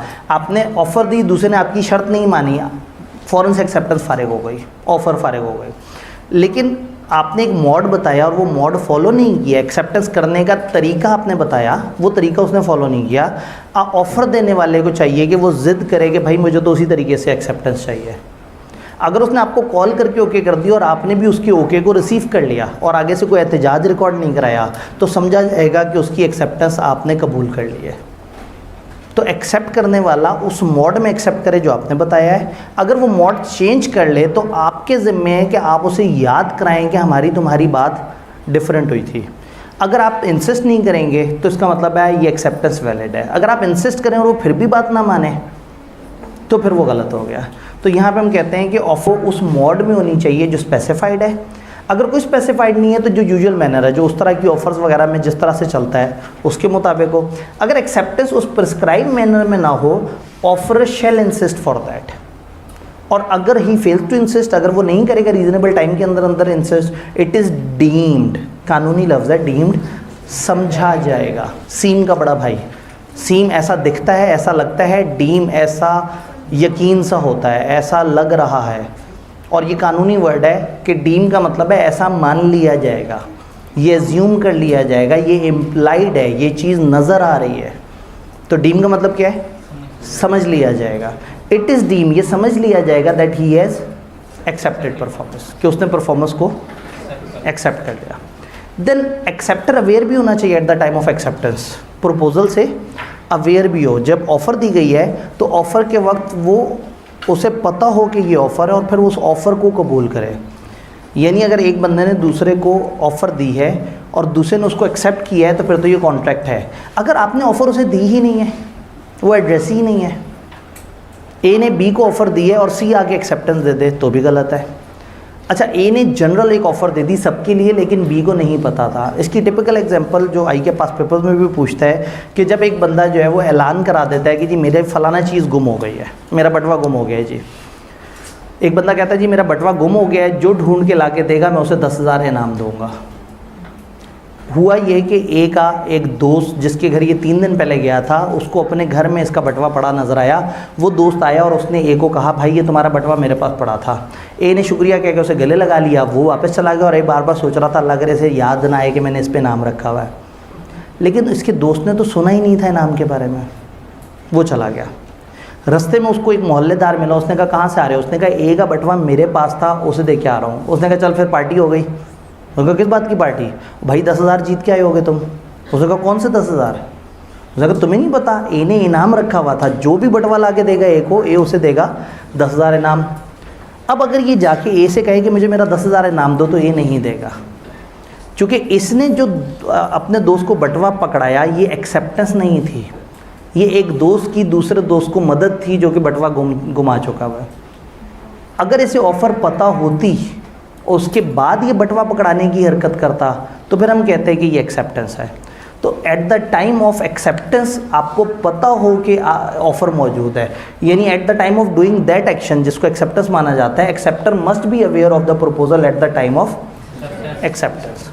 और आखिरी बात तो पढ़ाने वाली है ही नहीं, ऑफ़र लैप्स होने से पहले पहले एक्सेप्टेंस दी जानी चाहिए, ये बात तो बड़ी क्लियर है। अब इसमें चलते हैं आगे। एक्सेप्टेंस के एसेंशियल्स में एक्सेप्टेंस कम्युनिकेट होनी चाहिए। एक्सेप्टेंस तब कंप्लीट होगी जब ये कम्युनिकेट हो जाए ऑफरर को। Offer accept word spoken, written या कंडक्ट से हो सकती है, ये लाइन आपने इतनी दफ़ा देख ली है। It can not be in the form of negative confirmation. नहीं जी, एक नया पॉइंट आ गया, नेगेटिव कन्फर्मेशन। अगर ऑफर आप दें दूसरे को और उसको कहें तुम खामोश रहोगे तो मैं मान लूँगा कि तुमने एक्सेप्ट कर लिया, इस हरकत को कहते हैं नेगेटिव कन्फर्मेशन। अब अगर वो शख्स खामोश रहेगा, कुछ जवाब नहीं देगा, तो ये बंदा खुद ही मान लेगा कि उसने एक्सेप्ट कर लिया। कॉन्ट्रैक्ट एक्ट कहता है भाई ये चीज़ हमारे यहाँ मकरूह है, नहीं हो सकती, गलत है। आप किसी को ऑफ़र दें, वो मुंह से कहे मैं एक्सेप्ट करता हूँ या वो कहे मैं रिजेक्ट करता हूँ, वो खामोश रहे तो समझ जाना कि उसने एक्सेप्ट नहीं की। लेकिन किसी की खामोशी पे ये समझना कि उसने ओके कर दिया है, वो गलत है। यानी कि जो नॉर्मल ज़िंदगी का रूल है खामोशी नीम रजामंदी है, वो कॉन्ट्रैक्ट एक्ट में अप्लाई नहीं करता। कॉन्ट्रैक्ट एक्ट में आपको बताना पड़ेगा। अगर आप एक ऑफ़र के जवाब में खामोश हैं तो ये तो समझा जा सकता है कि आपको पसंद नहीं आई ऑफ़र, ये नहीं समझा जा सकता कि आपको इतनी पसंद आई कि आप खामोश हैं। तो ऑफ़र की एक्सेप्टेंस नेगेटिव कन्फर्मेशन मोड में नहीं होनी चाहिए। नेगेटिव कन्फर्मेशन मोड ये होता है कि जब आपके किसी ख़त के जवाब में अगले बंदे को आप कहते हैं कि तुम खामोश रहना तो मैं समझ जाऊँगा। नॉर्मली क्या होता है, जब आप बहुत सारे लोगों को खत लिखते हैं और आपने बड़े कम लोगों से रिस्पांस चाहिए होता है। फॉर एग्जांपल कुछ बच्चों ने कहा जी हमें कॉलेज में इंतज़ामिया से इशू है, हम व्हाट्सएप में एक मैसेज करें, हम कहें कि ठीक है जी ये मैसेज हम कर रहे हैं, इस मैसेज के जवाब में अगर आपको इशू है तो हमें रिस्पांस दें, हमें पर्सनल मैसेज करें। अब अगर एक बच्चा हमारे इस मैसेज के जवाब में खामोश रहता है तो हम समझ लेंगे कि उसे मसला नहीं है। तो जब आपने बहुत बड़ी मैस पब्लिक के सामने कम्युनिकेशन करनी होती है और आप चाहते हैं उनसे सिलेक्टेड रिस्पॉन्सेज आएँ, तो आप नेगेटिव कन्फर्मेशन की ऑप्शन देते हैं कि भाई जिनको मसला नहीं है वो खामोश रहना, जिनको मसला हो बस वो बोलना। तो आपको समझ आ जाता है जो खामोश होने किसी किस्म का प्रॉब्लम नहीं है। बट कॉन्ट्रैक्ट एक्ट कहता है खबरदार हमारे यहाँ ये चीज़ नहीं चलेगी। नेगेटिव कन्फर्मेशन किसे कहते हैं? A thing which is if not accepted within specified time it will be presumed to have been. Negative confirmation कहते हैं अगर एक चीज़ एक्सेप्ट नहीं हुई है ख़ास टाइम तक तो ये समझ लिया जाएगा कि सब ओके, उन्होंने कहा ये वाला काम हमारे यहाँ नहीं होगा। It can not be in the form of negative confirmation, ये नेगेटिव कन्फर्मेशन की फॉर्म में नहीं होनी चाहिए। नेगेटिव कन्फर्मेशन पे अगर कोई सवाल है आप में से किसी को तो बताइए। क्लियर है? चीज़ों को आगे लेके चलते हैं। अब हैं कम्युनिकेशन के रूल्स। कम्युनिकेशन के रूल्स के लिए हमें डायग्राम की तरफ आना पड़ेगा और डायग्राम आपको इस वक्त नज़र नहीं आएगी, तो मैं दोबारा डायग्राम बना सकता हूँ, बस उसके लिए हमें एक तकलीफ दे प्रोसेस से गुजरना होगा। ये भाई साहब 500 साल बाद ऊपर तक पहुँच जाएंगे, तब तक हम जनरल बातें कर सकते हैं। हमने कहा एक्सेप्टेंस नेगेटिव कन्फर्मेशन मोड में नहीं होनी चाहिए। अगर किसी ने ऑफ़र ही नेगेटिव कन्फर्मेशन मोड में दी है तो वो ऑफ़र ही गलत है। तो असूलन ये एसेंशियल आप ऑफ़र के अंदर भी फिट कर सकते हैं, एक्सेप्टेंस में भी फिट कर सकते हैं। तो अगर एक बंदे को आपने कहा है कि तुम खामोश रहोगे तो मैं एक्सेप्टेंस मान लूँगा, तो ये चीज़ नेगेटिव कन्फर्मेशन है। कॉन्ट्रैक्ट एक्ट ने एग्जैक्टली इसको मना किया हुआ है। अब बात हो रही है ख़तों के ज़माने की, वो ज़माने जिसमें ख़तों में ऑफ़र होती थी, ख़त में एक्सेप्टेंस होती थी। एक्सेप्टेंस कम्युनिकेट होनी चाहिए, बोल के कम्युनिकेट हो, लिख के कम्युनिकेट हो या एक्शन से हो। अगर ख़त भेजे जाएँ तो एक्सेप्टेंस कैसे कम्युनिकेट हो उसके ऊपर हम बात करने लगे। आज मुझे अगर मार्कर मिल जाते ना मैं आग लगा देता। वेरी गुड, सारे मार्कर गायब। कुछ आइडिया इंतज़ामिया में से किसी को? सारे मार्कर सर पढ़ाते हुए उन्होंने कहा कि इस कलम को ही मैं तोड़ देता हूँ जिस कलम ने जो है ना, नहीं सर तो मेरे ख्याल में स्क्रीन पे लिख रहे थे शायद। ठीक है जी, भाई के सवाल के लिए वक्त मिल गया। भाई का हल्का सा हाथ खड़ा नज़र आ रहा था जी। जो आपने बताया था अगर एक का वायलेट भूल गया था बी के घर में, क्योंकि वो दोस्त फिर उसने दिया मगर उसको ये इल्म नहीं था कि इसके ऊपर इनाम, इसके ऊपर इनाम है। बिल्कुल सही है। ये इल्म रखना लाजमी है या सिर्फ दोस्ती लाजमी है? देखें, दोस्ती तो लाजमी है ना, ये दोस्ती थी तो उसने जो अमल किया वो उसके नज़दीक दोस्ती वाला अमल था। लेकिन अगर उस अमल पे अगले बंदे ने एक ऑफ़र दी हुई है और इसने जो एक्शन किया वो एक्सेप्टेंस है, तो इसका गिफ्ट ड्यू हो गया है, कानूनी तौर पे ड्यू हो गया है। हो सकता है कि इसे पता भी हो फिर भी ये दोस्त से पैसे ना ले, वो इसकी मर्ज़ी है। लेकिन हम कानून की नज़र में क्या कहेंगे?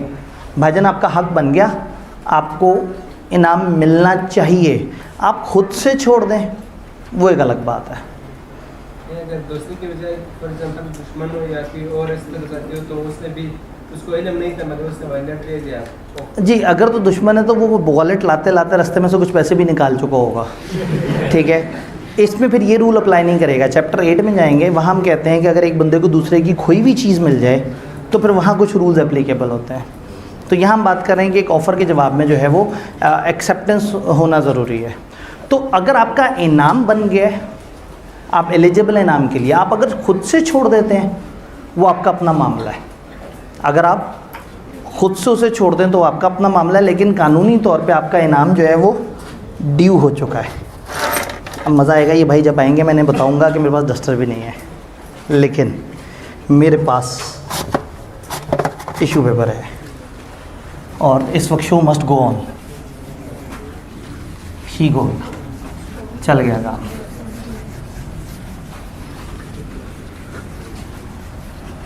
शायद ये ऐसा नज़ारा आपने कभी देखो, मिस्टर प्रिंसिपल टिश्यू से वाइट बोर्ड मिटाते हुए।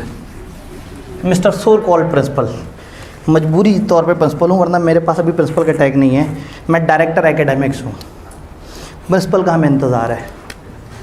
अच्छा जी, ए और बी,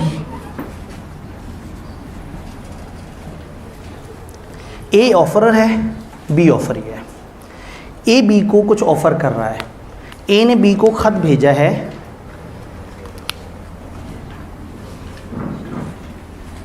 10 जुलाई को, ये ऑफ़र है। खत पहुंचा बी को 10 अगस्त को, क्योंकि बी रहता था बहुत दूर के इलाके में। ख़त बेचा गया 1872 के आसपास और वो बहरी जहाज़ के रास्ते से स्लो खरामा 1 महीने बाद बी तक पहुंचा। बी को ख़त में उसने कहा था कि भाई मुझे 10,000 बॉक्सेस चाहिए फ़लाना आयरन के, मुझे फ़लाना आयरन के 10,000 बॉक्सेस चाहिए। बी ने उसकी बात सुनी, अपने लोगों से पूछा हमारे पास आयरन के कितने बॉक्सेस हैं, उन्होंने कहा 8,000 बॉक्सेस हैं। उसने कहा एक काम करो 3-4 दिन में जल्दी से ज़रा अरेंज करो, क्या हम 10,000 बॉक्स अरेंज कर सकते हैं। इसके एजेंट्स ने इधर उधर ढूंढा और पता ये लगा 2-3 दिन में कि हाँ भाई हम लोग 10,000 बॉक्सेस अरेंज कर सकते हैं। तो ये 2-3 दिन गुजारने के बाद इसने क्या किया, एक्सेप्टेंस का जवाब भेज दिया। ऑफ़र ए ने बी को की थी और बी ने जवाब में एक्सेप्टेंस दे दी, लेकिन ये एक्सेप्टेंस बी ने दी है 15 अगस्त को।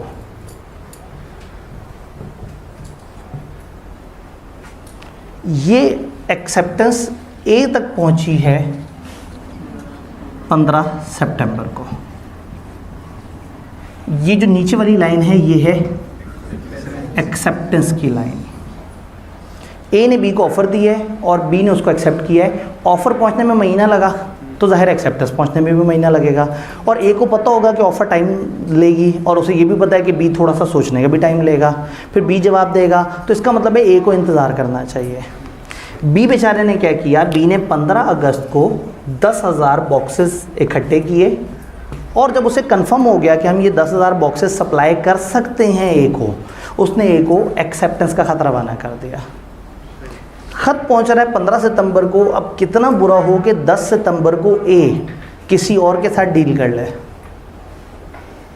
बी के दिल पे क्या गुजरेगी। बी 10,000 बॉक्स ख़रीद के रख के साइड पे बैठा हुआ है, सिर्फ उसे ख़त भेज रहा है कि मैं एक्सेप्ट कर रहा हूँ और शायद अगले शिफ्ट में सामान भी भिजवा देगा। तो टेक्निकली बी ने तो समझ लिया कि मैंने आज के दिन ओके कर दिया है, लेकिन बी को ओके कब पहुँचा, ए को 15 में। तो कानून यहाँ ना ऑफरी को सपोर्ट कर रहा है, क्योंकि ऑफ़र देने वाले ने ख़त भेजा है तो वो इंतज़ार भी करेगा। एक्सेप्टेंस वाले के पास जब ख़त आया और उसने उसको ओके करके अपनी तरफ से रवाना कर दिया, तो कानून यहाँ एक अजीब सा रूल लेके आता है। वो कहते हैं जिस दिन ये ओके कर देगा उस दिन ये बाउंड हो जाएगा, ये बाउंड हो जाएगा। अगर आप मेरे से पूछेंगे जी ए की नज़र में किस दिन कॉन्ट्रैक्ट क्रिएट हुआ, तो मैं कहूँगा ए की नज़र में 15 अगस्त को कॉन्ट्रैक्ट बन चुका है। 15 अगस्त को ए कानूनी तौर पे बाउंड हो चुका है। हालांकि ए को भी पता नहीं है एक्सेप्टेंस का, लेकिन ए बाउंड हो चुका है। अच्छा, इंटरेस्टिंग बात ये कि इसने ख़त भेजा हुआ है लेकिन अभी तो ए को पता ही नहीं है इसके एक्सेप्टेंस का, तो ये अभी तक अपनी एक्सेप्टेंस पे बाउंड नहीं हुआ। इसने ख़त भेजा, वो गरीब तो बाउंड हो गया। ये किस दिन बाउंड होगा, जब ख़त पहुँचेगा। जिस दिन ख़त पहुँचेगा उस दिन ये बी बाउंड होगा। तो एक्सेप्टेंस का ना बड़ा अजीब सा उल्टा सा रूल है। चलाता ये है, बाउंड वो हो जाता है, पहुंचती उसको है, बाउंड ये हो जाता है। तो ऑफ़र कम्युनिकेट होती थी जब ऑफ़र पहुंच जाती थी, उसकी कहानी तो आसान थी। एक्सेप्टेंस कम्युनिकेट कब होती है, पूछा ये जाएगा किसकी नज़र में, ऑफरर की नज़र में या ऑफरी की नज़र में। ऑफरर की नज़र में एक्सेप्टेंस उस दिन कम्युनिकेट होगी when it is put in course of transmission, जब उस ख़त को रवाना कर दिया जाएगा। तो ऑफर बाउंड होगा जिस दिन ख़त रवाना होगा, और ऑफरी किस दिन बाउंड होगा, जब ख़त पहुंच जाएगा। तो एक्सेप्टेंस का ये रूल जहन में रहेगा। एक्सेप्टेंस में रूल उलट है, ऑफरर उस दिन बाउंड होगा जब एक्सेप्टेंस रवाना होगी, ऑफरी उस दिन बाउंड होगा जब एक्सेप्टेंस पहुंचेगी। याद रहेगा, पेपर में कोई भी सिचुएशन आए आपने देखना है कि ख़त किसके हाथ में है, इसके हाथ में, ये भेज रहा है वो बाउंड, फिर ख़त जब उसके हाथ में पहुंच जाएगा तो वो वाला बाउंड। तो इसमें एक डायगोनल बनेगा, एक्सेप्टेंस में हमेशा ये वाला रूल होगा। जी जी, इसने एक्सेप्टेंस रवाना कर दी, एक्सेप्टेंस रास्ते में जा रही है, ये भाई साहब ने किसी और के साथ कॉन्ट्रैक्ट कर लिया। अगर तो ये एक्सेप्टेंस वहाँ पहुँच गई तो कॉन्ट्रैक्ट दोनों की नज़र में पूरा हो जाएगा, फिर इसकी ये हरकत गलत हो जाएगी। लेकिन अगर ये एक्सेप्टेंस रास्ते में कहीं डूब गई तो ये तो बाउंड अभी तक हुआ ही नहीं था। इसने किस दिन बाउंड होना था, जब ख़त ने पहुंचना था। तो लॉ ने इसको ज़्यादा फेवर कर दिया है, बी को ज़्यादा फेवर दे दिया है। तो इसका मतलब है कि ख़त भेजने वाला अगर ख़त भेज के ऑफ़र दे रहा है तो उसको कम से कम एक रीज़नेबल टाइम तक इंतज़ार करना चाहिए। आपने देखा इस क्लास में कितनी बरकत होती है। काफ़ी सारे लोगों ने मुड़ के देखा, घड़ी अभी भी बड़ी स्लो, अभी 2 के आसपास ही चल रही है। किसी भी दिन सीरियस होकर पढ़ने बैठे ना तो पढ़ाई में इतनी बरकत होती है। सवा घंटा जिसके अंदर बीच में इतनी सारी और बातें भी हो रही हैं, इतना काफ़ी होता है कि हम एक चैप्टर को थॉरोली समझ के उसके ऊपर डिस्कशन कर सकें। मैं किसी भी जगह बहुत फुर्ती में नहीं हूँ, मैं चीज़ों को रुक रुक के समझाने की कोशिश कर रहा हूँ। बस आपने ये 12 दिन मेरा साथ देना है इंशाल्लाह। ये बात समझ आई है। अब क्या एक्सेप्टेंस होने के बाद कॉन्ट्रैक्ट रिवोक हो सकता है? नहीं हो सकता। अच्छा, ऑफ़र कब तक रिवोक हो सकती है? एक्सेप्टेंस से पहले पहले। और एक्सेप्टेंस कब तक रिवोक हो सकती होगी? कॉन्ट्रैक्ट होने से पहले पहले। ऑफ़र कौन कर रहा है? ए। तो ए ने ऑफ़र भेजी है तो ऑफ़र कब तक रिवोक हो सकती है? एक्सेप्टेंस से पहले पहले। ए की नज़र में एक्सेप्टेंस किस दिन है? तो देखा ये जाएगा कि जिस बंदे ने डॉक्यूमेंट भेजा है उसकी नज़र में एक्सेप्टेंस किस दिन है। आपको पता है जिस दिन एक्सेप्टेंस होगी वही तो डे ऑफ कॉन्ट्रैक्ट है। ऑफ़र देने वाला दिन इंपॉर्टेंट नहीं है, एक्सेप्टेंस वाला दिन इंपॉर्टेंट है। तो इस बंदे की नज़र में कॉन्ट्रैक्ट क्रिएट हुआ है 15 अगस्त को, और इस बंदे की नज़र में कॉन्ट्रैक्ट किस दिन क्रिएट हुआ है? 15 सितंबर को। तो आपसे को पूछे जी ऑफ़र या एक्सेप्टेंस कब तक रिवोक कर सकते हैं? आपने कहना भाई सीधी सी बात है, उस बंदे की नज़र में जिस दिन कॉन्ट्रैक्ट होगा ना उससे पहले पहले, फिर टेंशन ही नहीं होगी कभी। ए ने ऑफ़र भेजी है तो ए अपनी ऑफ़र को ए की नज़र में एक्सेप्टेंस की कम्युनिकेशन से पीछे पीछे रिवोक कर सकता है। अच्छा, बी ने क्या भेजा है? एक्सेप्टेंस।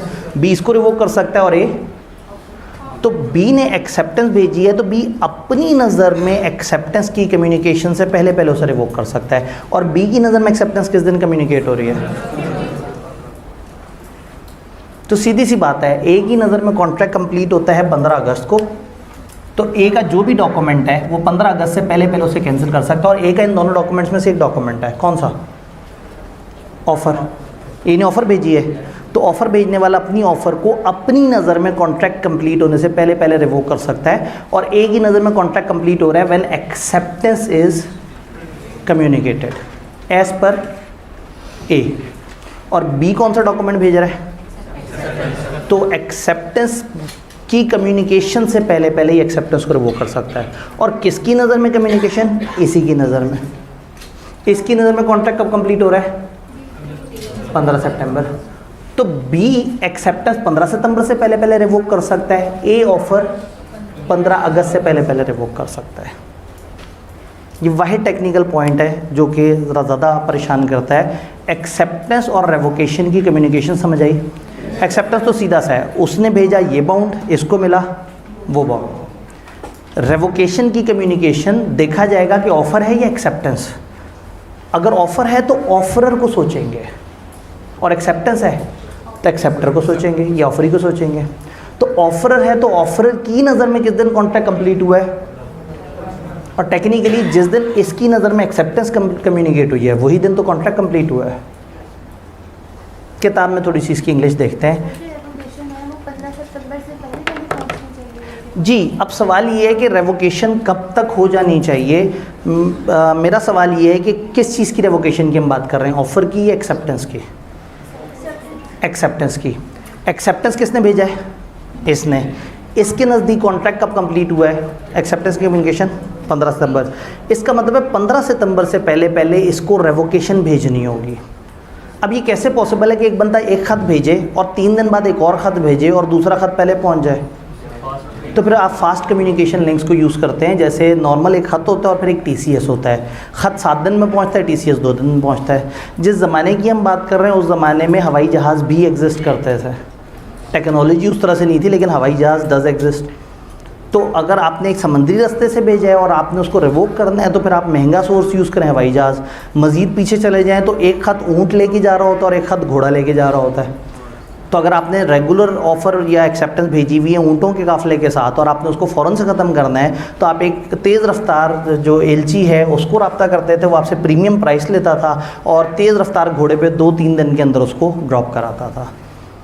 प्रॉब्लम पता है कैसे, एक्सेप्टेंस वाले को, ऑफ़र वाले को नहीं है। चूँकि ऑफ़र पहले यहाँ से चल रही है, पहुँच रही है, फिर ये सोच रहा है, सोचने के बाद ये जवाब दे रहा है, तो ऑफ़र वाले के पास रिस्पॉन्स टाइम थोड़ा ज़्यादा बड़ा है, लेकिन इसके पास रिस्पॉन्स टाइम कम है क्योंकि ये एक एक्सेप्टेंस चला चुका है और अब रेवोकेशन भी चलानी है और ऐसे चलानी है कि ये वाले भाई साहब के पहुंचने से पहले पहले रेवोकेशन पहुंच जाए। बात समझ आई? थोड़ा सा इंग्लिश में देखते हैं कि इंग्लिश में जी ऑफर की कम्युनिकेशन 10 अगस्त को, ऑफ़र की किस दिन कम्युनिकेशन होती है? बहुत आसान सी कहानी है। ऑफ़र जब पहुंचती है तो ऑफ़र में क्या लिखा हुआ था, अगर ऑफ़र पोस्ट में हो तो व्हेन इट रीचेज ऑफरी, तो ऑफ़र कम्युनिकेट हुई है 15 सितंबर को, एक नहीं ये क्या है 10 अगस्त को ऑफ़र कम्युनिकेट हुई है। डन? किताब से पूछते हैं, कम्युनिकेशन इज़ कंप्लीट एज पर, किताब में लिखा होता है communication is complete as against, against से लोग कंफ्यूज हो जाते हैं, अगेंस्ट का मतलब है as per. Communication is complete as per proposer when it is put in course of transmission. Proposer के नज़दीक एक्सेप्टेंस उस दिन कम्युनिकेट होती है when it is put in course of transmission. Communication is complete against यानी as per acceptor के नज़दीक उस दिन होती है when it comes to knowledge of proposer. इसके नज़दीक उस दिन कंप्लीट होती है जब उसके नॉलेज में आ जाए। 15 सितंबर को उसके नॉलेज में आ गई। ये बात समझ आई? इसी के साथ फिर connected timing of revocation, communication of revocation, timing of revocation of offer, proposal भी। डायग्राम तो आपको समझ आ रही है ना, मैं इसको नीचे कर लूँ जी। Acceptance can be revoke at any time, acceptance को कभी भी रिवोक किया जा सकता है। कब तक? Before communication of acceptance is complete as against the acceptor. Acceptance किसने दी है? एक्सेप्टर ने। तो एक्सेप्टेंस उस वक्त तक रिवोक हो सकती है जो एक्सेप्टर के नज़दीक टाइम है। और एक्सेप्टर के नज़दीक टाइम क्या है हमारे एग्जांपल में? और ऑफ़र देने वाला ऑफ़र को कब तक रिवोक कर सकता है? एक्सेप्टेंस से पहले पहले। और एक्सेप्टेंस वो पुराने ज़माने में कैसे होती थी? Communication of acceptance. Communication of acceptance is complete as against the proposer but not afterward. तो आसान अल्फाज में ऑफ़र रिवोक हो सकती है ऑफ़रर की नज़र में एक्सेप्टेंस की कम्युनिकेशन से पहले। दोनों सूरतों में हमने ये देखना है कि एक्सेप्टेंस किस दिन कम्युनिकेट हुई है, क्योंकि कॉन्ट्रैक्ट किस दिन बनेगा? जब एक्सेप्टेंस कम्युनिकेट होगी। तो ऑफरर के नज़दीक एक्सेप्टेंस की कम्युनिकेशन से पहले ख़त्म हो सकती है, एक्सेप्टेंस एक्सेप्टर के नज़दीक एक्सेप्टेंस की कम्युनिकेशन से पहले पहले ख़त्म हो सकती है। तो इन दोनों की नज़र में जो भी एक्सेप्टेंस का दिन है ना, उस दिन से पहले पहले ये अपना डॉक्यूमेंट रिवोक कर सकते हैं। एक का डॉक्यूमेंट है ऑफ़र और दूसरे का डॉक्यूमेंट है एक्सेप्टेंस जी। अगर ये जो रेवोकेशन है, ये एक्सेप्टेंस जो मतलब हमसे 3 सितंबर को एक्सेप्टेंस हो रही है, उससे पहले पहले पहुंचनी जरूरी है? जी बिल्कुल ऐसी है। 15 सितंबर को अगर हमारी रेवोकेशन वो एक्सेप्टेंस ने जाना है तो एक्सेप्टेंस के पहुंचने से पहले पहले रेवोकेशन पहुंचना ज़रूरी है। ये ज़रूरी नहीं होगा कि हमने 15 और मतलब अगर हमने उससे पहले मतलब अगर जिस तरह हम एक के केस में देखते हैं, उसने 15 अगस्त को एक्सेप्ट किया है, ठीक है, 15 अगस्त को उसने एक्सेप्ट करके अपनी तरफ से रवाना कर दी। अगर उसने रवाना नहीं किया ना तो कहानी अभी ख़राब नहीं हुई। जैसे ही रवाना करेगा दूसरे सामने वाले बंदे के नज़दीक कॉन्ट्रैक्ट बन गया है। लेकिन अगर ए ने जो है वो रेवोकेशन 12 अगस्त को भेजी है, ठीक है, तो हम उसको रेवोकेशन बिल्कुल सही कंसिडर कर लेंगे, क्योंकि रेवोकेशन में हमने कहा था रिस्पॉन्स टाइम ऑफर वाले के पास ज़्यादा होता है। उसने ये नहीं देखना होता कि ख़त कब पहुंचा, उसने देखना होता है कि उसने ख़त का जवाब कब चलाया। तो 1 महीना रास्ते का और 5 दिन सोचने के, तो ऑफ़र में आपके पास ज़्यादा टाइम आ गया। लेकिन एक्सेप्टेंस में टाइम कम है, चूँकि आप ही कुछ दिनों पहले एक्सेप्टेंस चला चुके हैं, अब आपने ही उससे पहले उसकी रेवोकेशन भेजनी है। तो एक्सेप्टेंस में टाइमलाइन ज़रा कम होती है हमारे पास, ऑफ़र में टाइमलाइन ज़्यादा होती है। 15 से पहले वो मतलब अगर वो 12 को भी ए जो है वो रेवोकेशन भेजता है, अगर ए भेजे लेकिन उसको मिले बाद में, तो फिर कुछ नहीं हो सकता। इसका मतलब है कि ऑफ़र उस वक्त तक रिवोक हो सकती है या उस वक्त तक। और ऑफ़र कम्युनिकेट कैसे हुई थी? जब नॉलेज में आ गया था। तो ऑफ़र की रेवोकेशन कैसे कम्युनिकेट होगी? नीचे यही बात लिखी हुई है कि ये कम्युनिकेशन किस तरह से कंप्लीट होगी। जो बंदा कर रहा है कम्युनिकेशन, उसके नज़दीक तो जब उसने ख़त रवाना किया वो समझेगा मेरी तरफ से तो हो गई कम्युनिकेशन, लेकिन इंपॉर्टेंट वो बंदा नहीं है। इंपॉर्टेंट कौन सा बंदा है? सेकंड, जिसको पहुंचनी है। तो अगेंस्ट द पर्सन जिसको आपने रेवोकेशन दी है, when it comes to knowledge of revokee, जब उसके नॉलेज में आ जाएगा ना, उस दिन हम मानेंगे कि हाँ भाई आज रेवोकेशन कम्युनिकेट हो गई। तो इसका मतलब है कि ऑफ़र की कम्युनिकेशन, ऑफ़र की रेवोकेशन की कम्युनिकेशन ऑफरर के नज़दीक एक्सेप्टेंस की कम्युनिकेशन वाले दिन से पहले पहले होना चाहिए। अगर हम रेवोकेशन का खत ना दे दें, अपनी एक्सेप्टेंस वाला खत रुकवा दें। जी, अगर हम ऑफ़र की रेवोकेशन ना भेजें, एक्सेप्टेंस का ख़त रुकवा दें, क्या करें? रास्ते में डाकिया को पकड़ लें? मतलब ख़त रुकवा देने से क्या मुराद है कि आप उसको कहें यार क्या कर रहे हो? इसका मतलब है कि एक्सेप्टेंस का ख़त रुकवाने का मतलब है कि आपका नुमाइंदा उस वक्त पहुंच गया जब तक एक्सेप्टेंस का ख़त लेटर बॉक्स में नहीं डाला गया था। तो यही तो हम बात कर रहे हैं कि आप ऑफ़र रिवोक कर सकते हैं उसके ख़त डालने से पहले। उसने ख़त एक दफ़ा डाकखाने के अंदर डाल दिया, आपकी नज़र में कॉन्ट्रैक्ट क्रिएट हो गया, ठीक है। तो आप ऐसा करें ना, आपने ऑफ़र भेजी है, जल्दी से तेज़ रफ्तार बंदे से ऑफ़र को पहुंचने से पहले रोक लें या एक्सेप्ट होने से पहले रोक लें। हम तो ये बात कर रहे हैं ऑफ़र आप रिवोक कर सकते हैं एक्सेप्टेंस की कम्युनिकेशन से पहले पहले। किसके नज़दीक? ऑफ़र, जिसका डॉक्यूमेंट है उसके नज़दीक एक्सेप्टेंस होने से पहले पहले आप सब कुछ रिवोक कर सकते हैं, उसके बाद नहीं कर सकते। अगर इकट्ठी पहुंच जाए जी, अगर सेम डे पहुंच जाए तो पुराने ज़माने में ना कुछ कवानीन होते थे। एक डाकिया सुबह 9 बजे के करीब बॉक्स खाली करता था, डाक बॉक्स, एक वो करता था शाम 5 बजे के करीब या 3 बजे के करीब। तो उस वक्त इसके रूल्स हुआ करते थे, टाइम स्टैंपिंग होती थी। कॉमनली माना जाता है कि अगर एक ही दिन 2 खत पहुँचे हैं तो दोनों का सेम टाइम है, यानी ऑफ़र और ऑफ़र की रेवोकेशन इकट्ठे पहुँचे हैं तो आप मान लेंगे कि वो रिवोक हो गई है। लेकिन अगेन वही वाली बात है कि पर उस ज़माने में पूरा एक डाक का निज़ाम होता था, टाइम स्टैंपिंग होती थी, कौन सा ख़त सुबह की शिफ्ट का था, कौन सा शाम की शिफ्ट का था, और फिर अलग अलग तरीके से उसको मैयर किया जाता था। क्या ये सारी बात हमें समझ आई है? हमें कॉन्ट्रैक्ट समझ आया, हमें एग्रीमेंट समझ आया, हमें एक्सेप्टेंस, ऑफ़र और वो सारी चीज़ें समझ आई हैं। अगेन वही वाली बात है, ओए होए, इसका मतलब है कि तकदीर भी यही चाहती है कि अब हम छुट्टी की तरफ जाएं।